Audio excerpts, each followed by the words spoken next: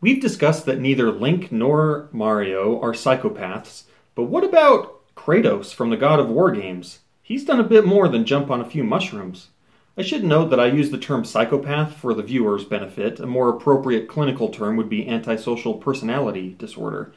Again, in this case, antisocial doesn't mean that a person doesn't like to be around others or likes to avoid parties. It means that they don't care about other people. They have no empathy for them at all. There's a list of criteria for antisocial personality disorder, and a person would need to meet at least 3 of them. I'll read the ones that seem relevant to Kratos.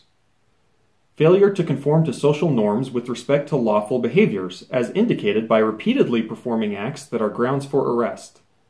Impulsivity or failure to plan ahead. Irritability and aggressiveness, as indicated by repeated physical fights or assaults. Reckless disregard for safety of self or others. Lack of remorse, as indicated by being indifferent to or rationalizing having hurt, mistreated, or stolen from another person. Let's briefly look at those in a bit more detail and how they pertain to Kratos. Kratos breaks social norms and laws to the extent that he kills the lawgivers, the gods. He's defiant in virtually every situation we see him in.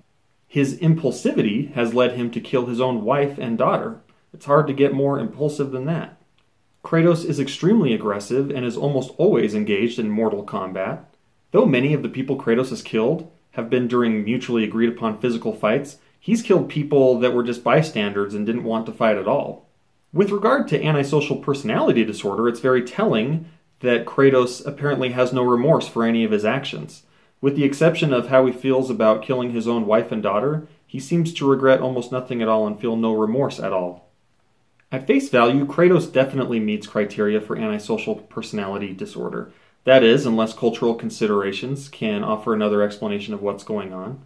It's worth noting that Kratos was a soldier during times of war, and his culture might not have considered killing another person as particularly unusual given their circumstances. Some of Kratos' behaviors seem understandable. For example, when he assaulted Ares when he was a child, it was because Ares had kidnapped his brother. Kratos has been very violent towards his father, but that's because his father was constantly lying and being physically violent towards him. Now, Kratos' situation and his environment definitely muddy the diagnostic waters. However, there appear to be some instances where Kratos' lack of empathy have led to extremely violent behavior to the extent of killing innocent victims. There have been times when Kratos has been helped by a neutral, non-violent person, and then he proceeds to kill that person, and doesn't seem to feel bad about it at all. With regard to diagnosing antisocial personality disorder, this behavior is particularly revealing.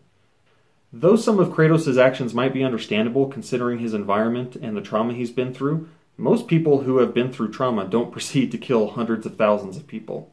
Looking at the big picture, I would diagnose Kratos with antisocial personality disorder. And yes, if it were 1980, I would call him a psychopath. It's worth noting that not everyone with antisocial personality disorder shows behavior as extreme as Kratos, and a person who has killed another person wouldn't necessarily be diagnosed with antisocial personality disorder.